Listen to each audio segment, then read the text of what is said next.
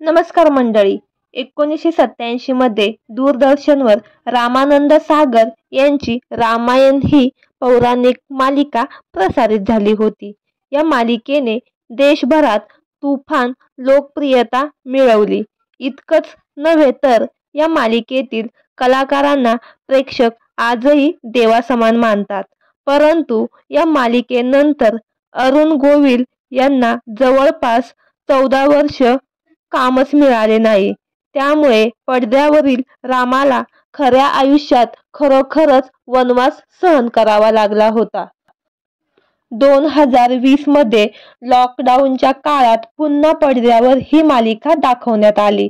त्यामुळे रामायण पुन्हा एकदा रातोरात लोकप्रिय झालं.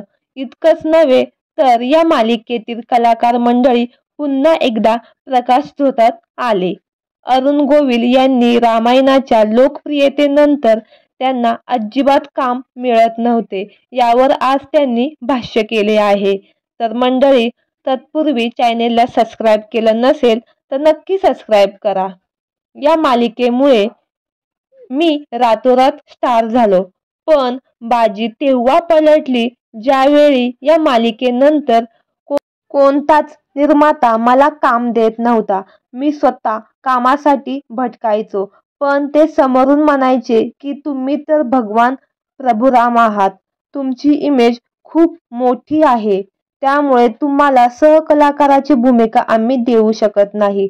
जवळजवळ 14 वर्षे मी कामासाठी वणवण भटकत होतो, पण मला काही काम मिळालं नाही. तर मंडळी, तुम्हाला रामायणातील अरुण गोविल यांची प्रभू रामाची भूमिका आजही आठवते का? नक्की कमेंट करून सांगा.